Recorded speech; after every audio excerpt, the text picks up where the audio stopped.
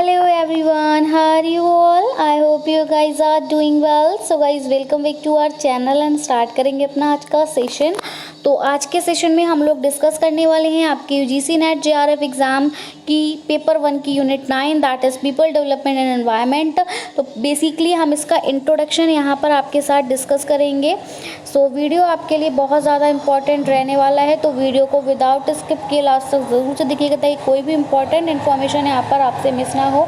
साथ ही अगर अभी तक आपने हमारे चैनल को सब्सक्राइब नहीं किया है या फिर आप हमारे चैनल पर नए हैं तो यूजीसी नेट एग्ज़ाम की बेस्ट प्रिपरेशन के लिए चैनल को सब्सक्राइब करें एंड बेल आइकन को प्रेस करना बिल्कुल भी ना भूलें ताकि हम अपनी जब भी कोई न्यू वीडियो अपलोड करें तो नोटिफिकेशन सबसे पहले आप तक पहुंच सके। तो चलिए गाइस स्टार्ट करेंगे।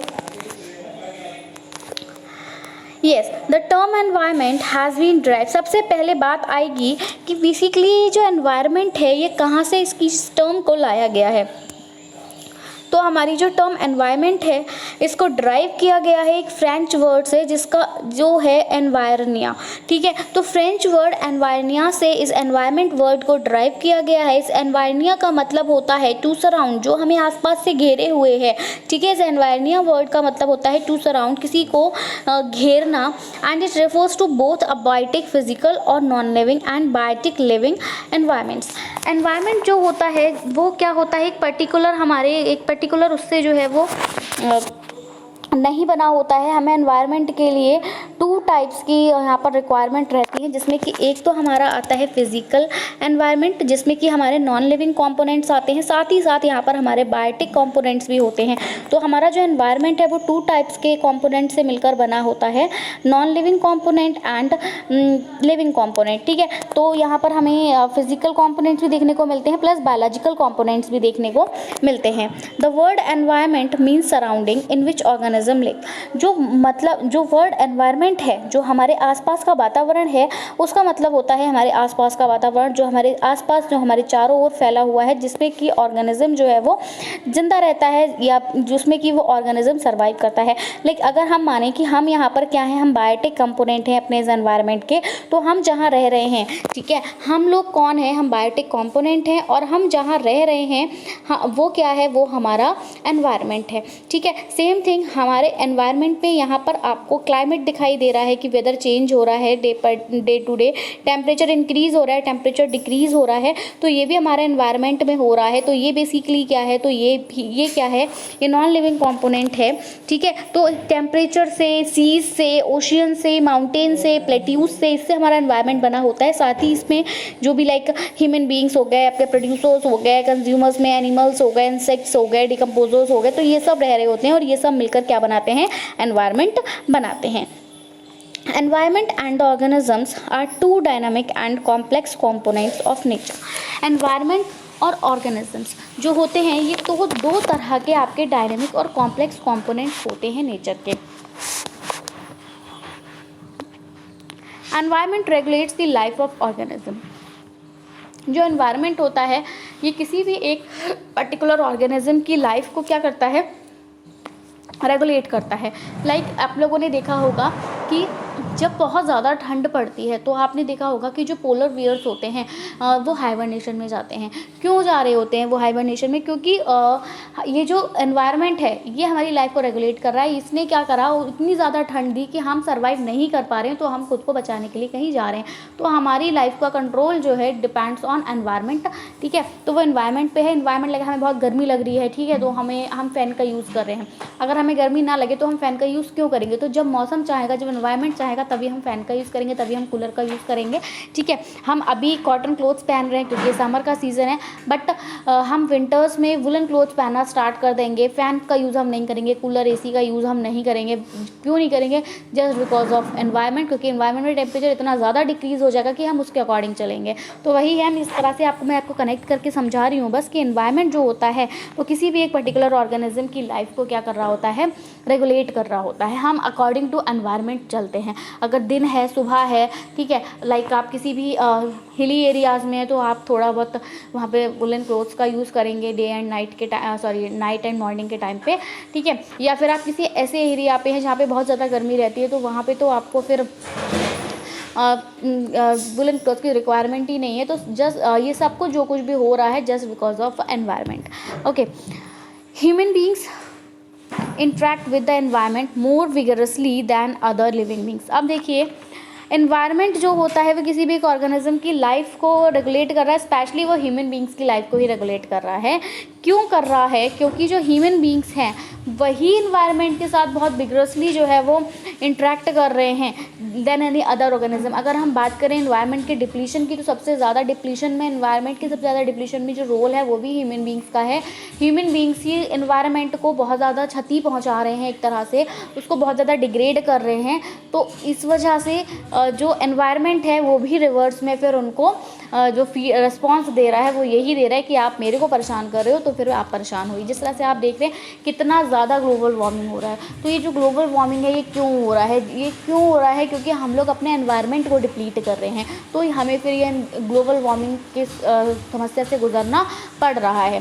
पहले क्या होता था, इतनी ज़्यादा गर्मी नहीं लगती थी, बट अब दिन पर दिन हर ईयर आप देखते हैं कि जो टेम्परेचर होता है वो बढ़ा हुआ होता है और हमें बहुत ज़्यादा गर्मी लगती है just because of the increasing of global warming. तो हम भी जब नेचर को हार्म करें तो फिर ऑब्वियसली नेचर हमें हार्म करेगा ही, क्योंकि आपको पता होगा न्यूटन्स ने एक लॉ दिया था, for every action there is an equal and opposite reaction. आप कुछ भी करते हो तो आपको बिल्कुल एज इट इज़ उसका इक्वल और उसका ऑपोजिट रिएक्शन आपको मिलता है। तो अगर आप नेचर को हार्म कर रहे हैं तो डेफिनेटली अल्टीमेटली जो आपका नेचर है वो भी आपको हार्म करेगा। तो यहाँ वही कहा गया कि ह्यूमन बींग्स जो है वो एनवायरनमेंट के साथ बहुत विगरसली जो इंटरेक्ट करते हैं किसी भी अदर ऑर्गेनिजम्स के कंपैरिजन में। क्योंकि अगर हम बात करें एनिमल्स की, अगर हम बात करें बर्ड्स की, अगर हम बात करें डिकम्पोजर्स की, तो ये सब कहीं ना कहीं एनवायरनमेंट के लिए हेल्पफुल है। अगर हम डिकम्पोजर्स की बात करें तो ये एनवायरनमेंट को इन्वायरमेंट में एक कह सकते हो कि इन्वायरमेंट के बेहतर का रोल प्ले करते हैं कि जितनी भी इम्प्योरिटीज़ हैं उसको साफ़ करते हैं। तो ये तो इन्वायरमेंट को क्लीन करने का काम करे। तो डिकम्पोजर्स हो गए, आपके एनिमल्स हो गए, बर्ड्स हो गए, ये सम हाउ जो है वो इन्वायरमेंट की हेल्प कर रहे हैं। बट ह्यूमन बींग्स एक अकेला ही ऐसा लिविंग ऑर्गेनिज्म है जो इन्वायरमेंट को कंटिन्यूसली जो है वो डिग्रेड कर रहा है। Ordinarily the environment refers to the materials and forces that surrounds the living organism. Ordinarily क्या हो रहा है, एनवायरनमेंट जो है वो रेफ़र कर रहा है किसी भी एक पर्टिकुलर मटेरियल से और फोर्स कर रहा है that surround the living organisms. Hindi में देखेंगे, पर्यावरण शब्द की उत्पत्ति फ्रांसीसी शब्द एनवायरोनिया से हुई है। ठीक है, पर्यावरण शब्द की उत्पत्ति फ्रांस का एक शब्द है जिसका नाम है एनवायरोनिया, वहाँ से हुई है, जिसका अर्थ है आपके चारों ओर से घेरना। ठीक है, यह अजैविक, भौतिक या निर्जीव और जैविक जीवित दोनों वातावरण को संदर्भित करता है। बिल्कुल हमारा एनवायरनमेंट दोनों ही कंपोनेंट से मिलकर बना है।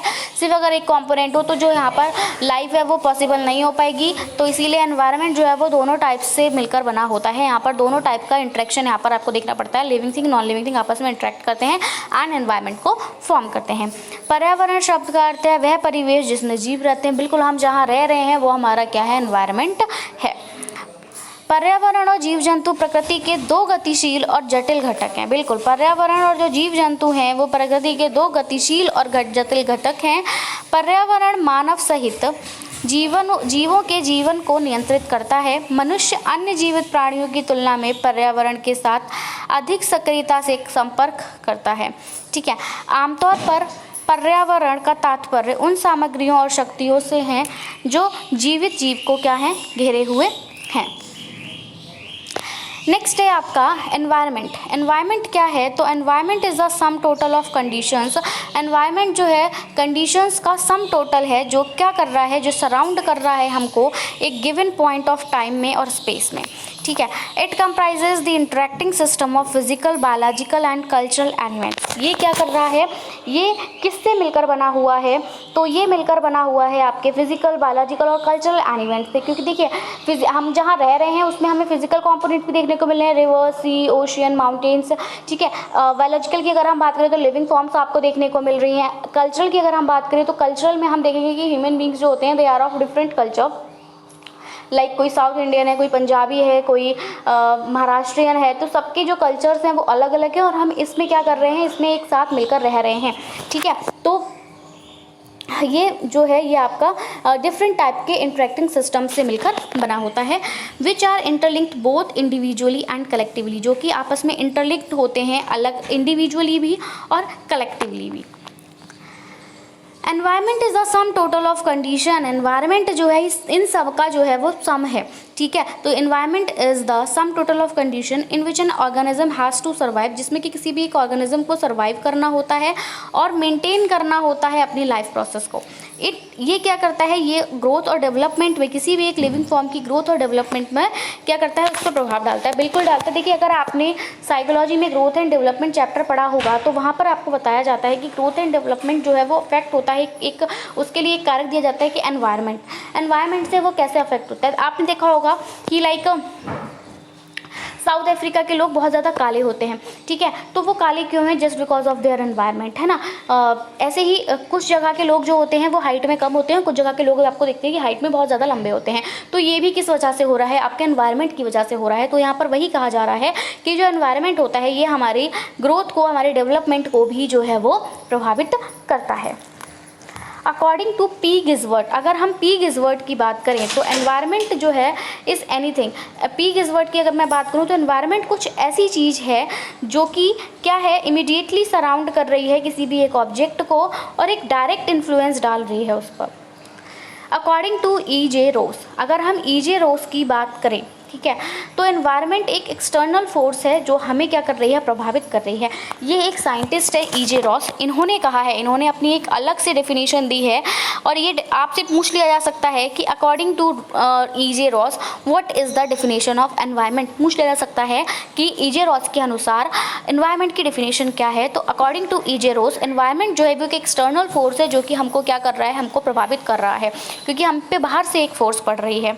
Thus environment refers to anything that is immediately surrounding an object, तो हम कहेंगे कि एनवायरनमेंट जो है वो इज एनीथिंग, वो कुछ भी ऐसा है जो कि इमीडिएटली किसी भी एक ऑब्जेक्ट को सराउंड कर रहा है और एक डायरेक्ट इन्फ्लुएंस जो है वो उस पर डाल रहा है। Our environment refers to those things or agencies which though distinct from us affect our life or activity।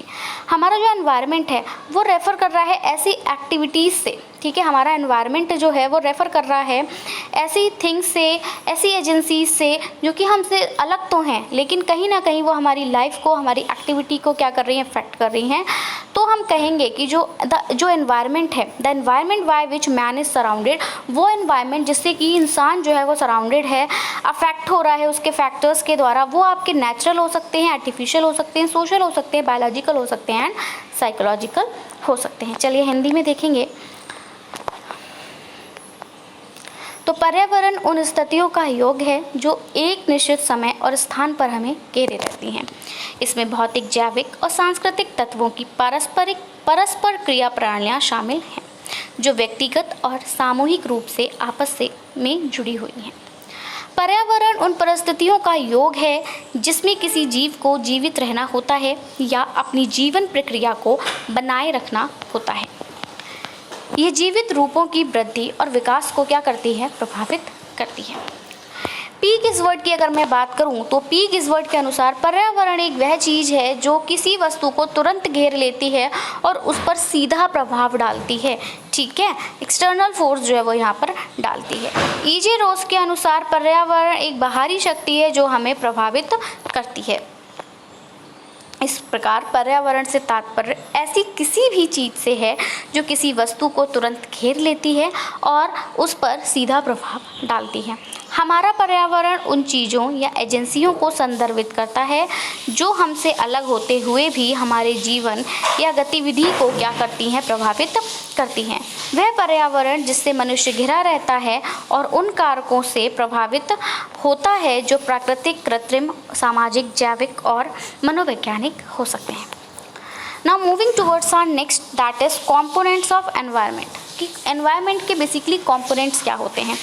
तो एनवायरनमेंट जो आपका होता है वो आपका चार चीज़ों से मिलके बना होता है। एटमॉस्फेयर, ठीक है, जो हम कहते हैं कि हमारा वायुमंडल, ठीक है। हाइड्रोस्फेयर, ठीक है, हाइड्रोस्फेयर का हाइड्रो का मतलब होता है पानी, तो हाइड्रोस्फेयर जो हमारा जलमंडल होता है, जो भी हमारे ओशियंस, रिवर्स, लेक्स, स्ट्रीम्स, ये सब हमारे हाइड्रोस्फेयर में आते हैं। लिथोस्फेयर जो आपका कह सकते हो कि लिथोस्फीयर जो है वो आपका रॉक से बना हुआ एक तरह से मंडल होता है, इसको हम स्थल मंडल भी कहते हैं। एंड बायोस्फीयर, तो बायोस्फीयर तो हमारा ऑब्वियसली पर्यावरण है ही, वायुमंडल, ठीक है, जैविक मंडल है, ठीक है। तो व्हाट इट कैन बी रफली डिवाइडेड इनटू 2 टाइप्स सच, तो लेकिन रफली अगर हम बात करूँ तो सिर्फ ये 2 पार्ट्स में 2 हैं, इसमें एक तो आपका माइक्रो एनवायरनमेंट आता है, दूसरा आपका मैक्रो एनवायरनमेंट आता है। माइक्रो एनवायरनमेंट का मतलब होता है immediate local surrounding of the organism जहाँ रह रहा है उसके आसपास का जो भी वातावरण है और एकदम से एक इमीडिएट है, वो आपका माइक्रो है। मैक्रो एनवायरनमेंट में आपके फिजिकल और बायोटिक कंडीशंस आ जाती हैं सभी, जो कि किसी भी ऑर्गेनिजम्स को एक्सटर्नली जो है वो सराउंड कर रही हैं। फिजिकल एनवायरनमेंट रेफर्स कर रहा है टू ऑल अबायोटिक फैक्टर्स, सारे अबायोटिक फैक्टर्स से, कंडीशन से, जैसे कि मैंने आपको पहले भी बताया। फिजिकल एनवायरनमेंट में क्या आएंगे, हमारा टेम्परेचर आएगा, लाइट आएगी, रेनफॉल आएगा, सॉइल, मिनरल, ये सब हमारे फिजिकल एनवायरनमेंट हैं। और ये क्या कर रहे हैं, सारे अबायोटिक फैक्टर्स हैं। और ये जो है ये comprises the atmosphere, lithosphere and hydrosphere.